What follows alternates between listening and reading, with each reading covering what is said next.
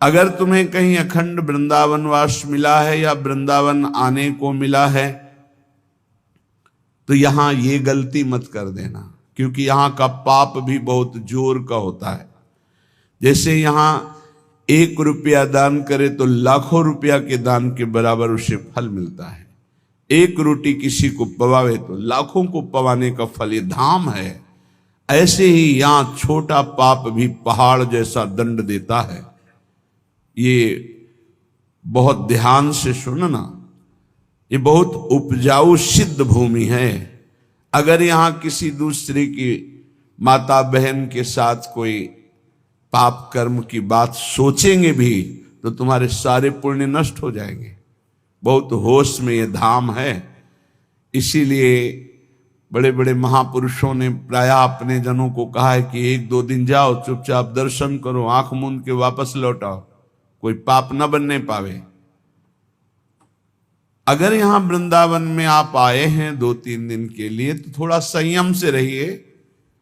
ये कोई आपके पिकनिक मनाने का स्थान नहीं। यहां सुकृत कमाने आया जाता है, पुण्य कमाने आया जाता है, धर्म कमाने आया जाता है, भगवान का त्रिगुणातीत नाम जप करके कृपा प्रसाद पाने आया जाता है।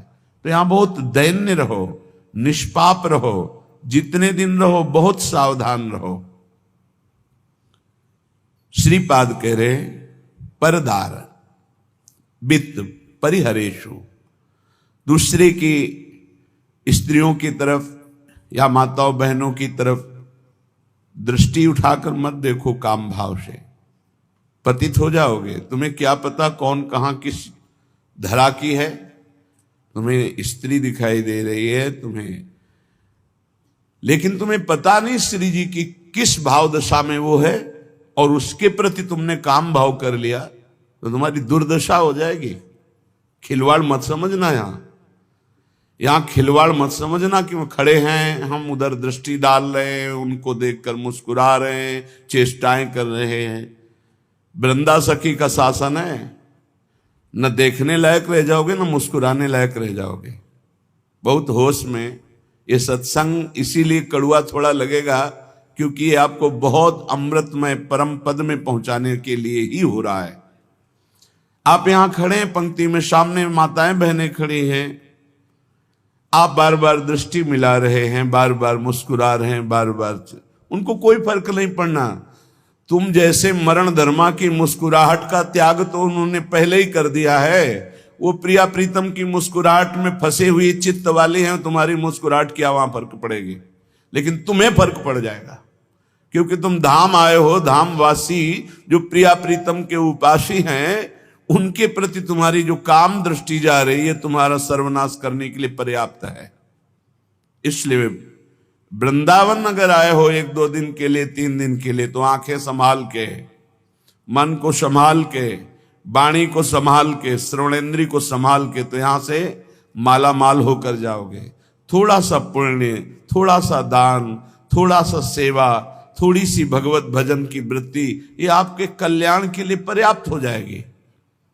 पर यहां होश में, ये कोई शहर नहीं है, ये वृंदावन धाम है, प्रिया प्रीतम का निज महल। जैसे किसी मंदिर में जाकर गलत काम करने की तुम्हारी हिम्मत नहीं होगी, तो मंदिर में तो भाव से भगवान की स्थापना होती, यहां तो भगवान अवतार लेकर सब लीलाएं की है, कर रहे हैं और लीलाएं होती रहेंगी।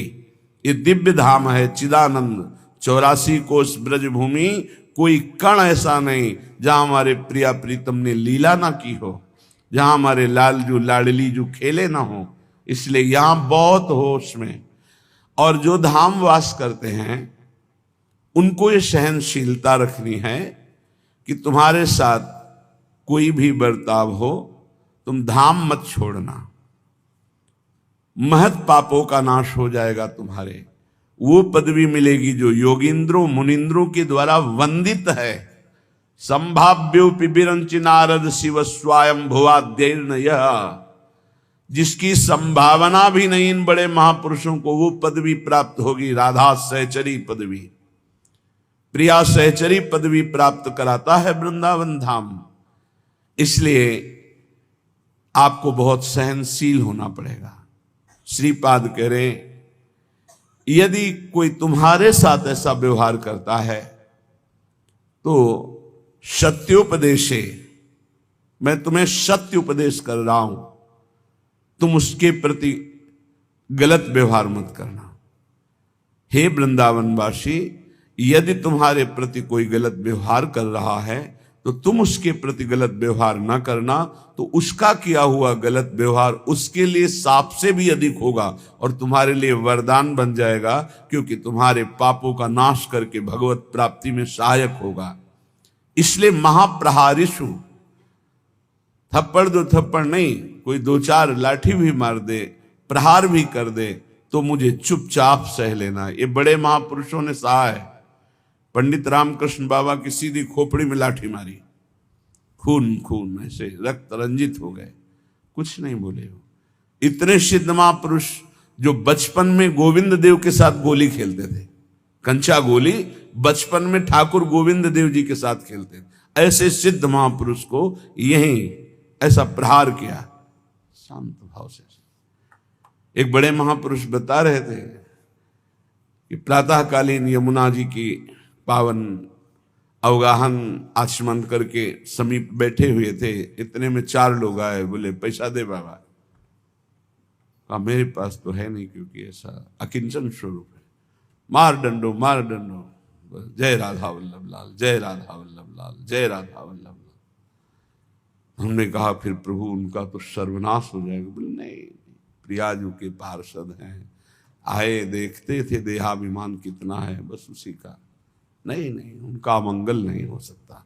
ये सत्योपदेशे महाप्रहारिषु च, ये मैं तुम्हें सत्य उपदेश कर रहा हूं। कोई किसी भी तरह का मंगल तुम्हारा करे, तुम वृंदावनवासी हो तो चुप रहना।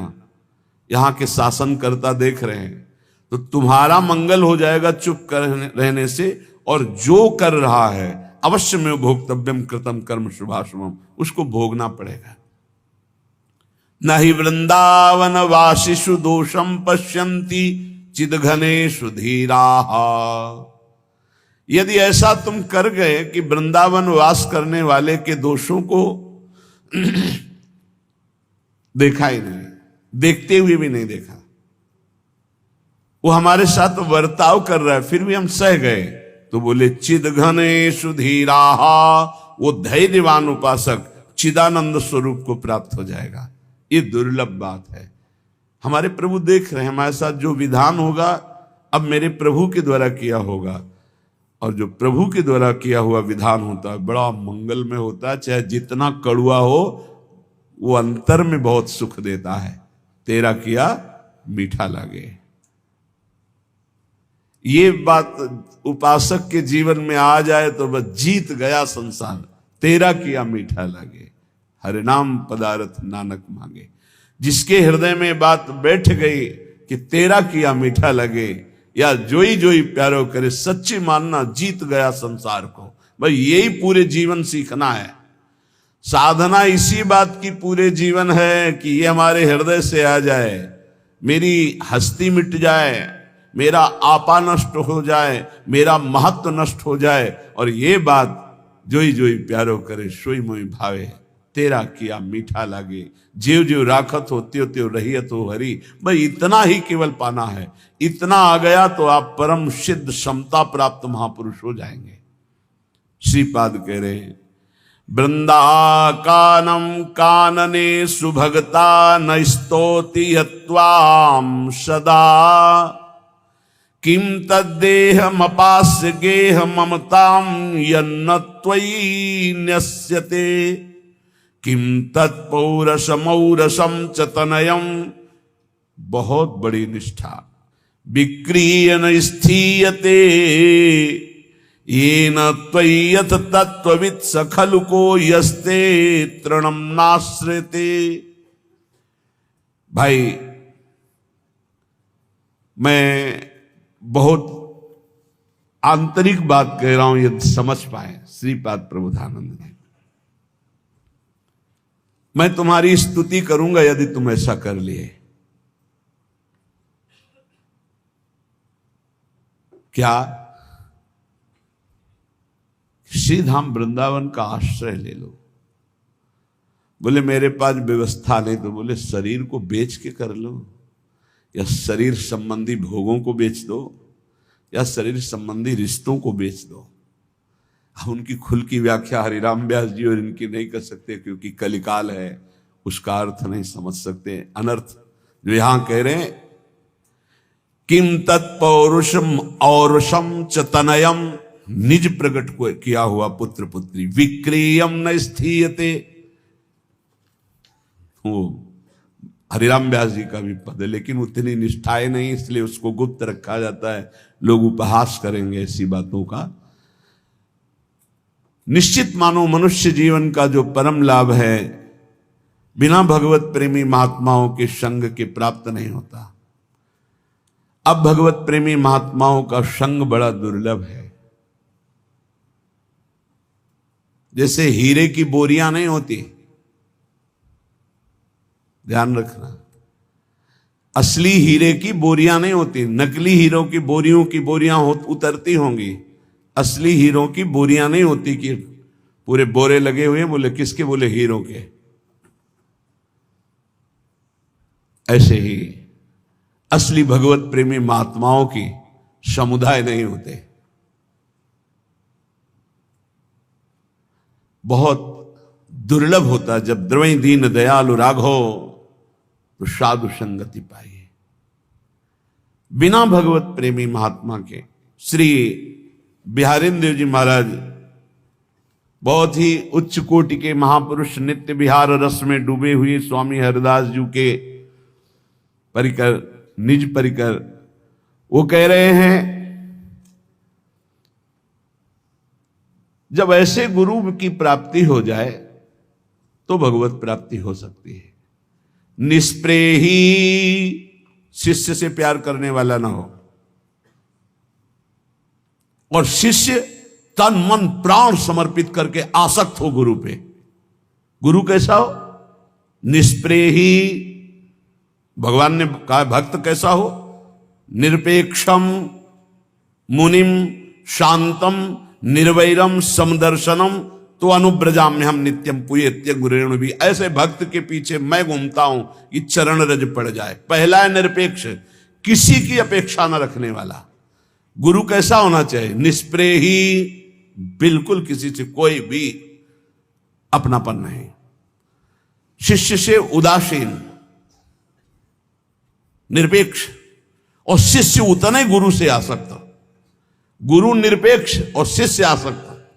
और कलयुग का प्रभाव, गुरु आसक्त तो शिष्य निरपेक्ष, उल्टा दिखाई दे रहा है। ए भैया भजन कर ले, काहे को ऐसा करता है? वो समझते हैं कि इनकी गरज है, उनके दुलार को नहीं समझता। उपकारी गुरु वो निरपेक्ष इसीलिए है कि आरत और अधिकारी जब पावे गूढ़ो तत्व न साधु दुरावे। जब तुम गुरु आसक्त होगे तभी तुम वस्तु प्राप्त कर लेते। कल एक प्रश्न हुआ था कि जैसे मैं हृदय से आपको गुरु मानती, तो क्या हृदय से आप हमें शिष्य मानते हैं? कदापि नहीं, किसी को भी नहीं। क्या बात करते हो आप? किसी को मानते नहीं। हम साक्षात श्री जी का निज स्वरूप मानते हैं। आप हमारे प्रभु, हमारे प्रियालाल हैं, हमारे पास आए बस। तो शिष्य श्री जी के, तो आप नौकर। आपकी बात श्री जी तक, श्री जी की बात आप तक। गुरु श्री जी हैं, हम उनके दास हैं, उनके सेवक हैं। उनकी बात आपको बता दी, आपकी बात उनको बता दी। गुरु वही है। बोले हम तो आपको गुरु मानते हैं। ये आपका भाव है। आप हमें क्या मानते हैं? साक्षात प्रभु, इसके अलावा कुछ नहीं। आप हमें क्या मानते हैं, उसी से आपका कल्याण होगा। हम आपको क्या मानते हैं, ये हमारे जीवन की साधना का फल है कि हम आपको क्या मानते हैं। निष्प्रेही, बाहरी व्यवहार नहीं। कैसा गुरु होना चाहिए? ये पहचान है। शिष्य से उदासीन। शरीर सुख, हमारे को औषधि दे दी, भोजन दे दिया, वस्त्र दे दिया, वास दे दिया, हम तुम्हारा एहसान मानेंगे? जो अनंत ब्रह्मांडों का भरण पोषण करता, तेरे को केवल निमित्त बनाया, करता वही है। तो तेरे को अभिमान नहीं आएगा, तेरा कल्याण हो जाएगा। मेरी आसक्ति नहीं होगी तो मेरा कल्याण हो जाएगा। अध्यात्म को समझना है।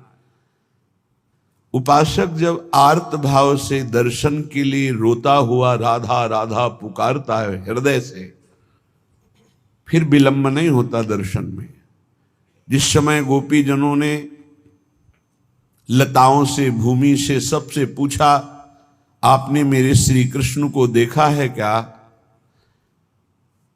फिर लीला में तन्मय होकर लीलानुकरण करने लगे।